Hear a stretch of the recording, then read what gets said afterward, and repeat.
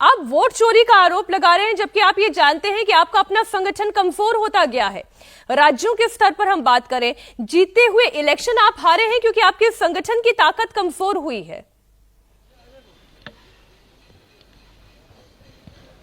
बिल्कुल, देखिए इस बात में कोई दो राय नहीं है मीनाक्षी के कांग्रेस का संगठन कमजोर है और शायद इसीलिए साल 2025 जो है उसको संगठन सृजन वर्ष के रूप में कांग्रेस पार्टी मना रही है। और अगर आपने देखा हो तो पिछले दिनों काफ़ी एक्सरसाइजेस भी कांग्रेस पार्टी ने की। जो डिस्ट्रिक्ट कमेटी के अध्यक्ष थे उनको चुनने के लिए एआईसीसी ऑब्जर्वर्स नियुक्त किए गए। तो संगठन पर कांग्रेस पार्टी इस तरह से अपना काम जो है वो कर रही है। उसको पता है कि संगठन उसकी एक कमज़ोर कड़ी है, इसलिए उस पर भी काम कर रही है। लेकिन साथ ही कांग्रेस को पता है कि एक नैरेटिव बिल्डिंग, बतौर विपक्षी दल एक नैरेटिव बिल्डिंग उसको करनी पड़ेगी। और इस मुद्दे को लगता है राहुल गांधी को, कांग्रेस पार्टी को ये एक मुफीद मुद्दा है जिस पर सत्ता पक्ष को घेरा जाए, जिस पर इसलिए कांग्रेस पार्टी विजय लक्ष्मी कह रही है कि कुर्सी की पेटी बांध लीजिए।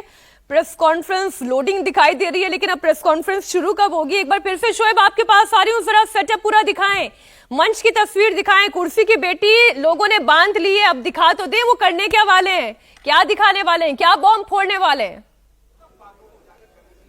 बिल्कुल, देखिए कहा यही जा रहा है कि कुर्सी की जो पेटियां है वो बांध लीजिए। और कांग्रेस के नेता तो इसी बात को कह रहे हैं। मंच में आपको दिखा दूं कि अभी इंतजार हो रहा है कि राहुल गांधी यहां पर आएंगे और वो किस तरह का जो खुलासा है वो करते हैं, इस पर सबकी नज़र है। क्या वाकई जो हाइड्रोजन बम की बात कही जा रही है वो चीज़ें आज नज़र आएगी क्या? तो मंच इस वक्त ये है और जो भी कम्युनिकेशन डिपार्टमेंट के जो लोग हैं कांग्रेस के वो यहाँ पर मौजूद है हर तरह से। और देखिए पवन खेड़ा, आप कुछ देखिए ये ऐलान किया गया है कि अगले 15 मिनट बाद 4-5 रोज और राजनीतिक लोगों के लिए उसके बाद। देखिए 15 मिनट और लगेंगे अभी प्रेस कॉन्फ्रेंस होने में, ये बताया गया है जो कांग्रेस के नेता है पवन खेड़ा उनकी तरफ से। यानी कि 10 बजे की जो प्रेस कॉन्फ्रेंस थी उसको थोड़ा सा आगे बढ़ाया गया है।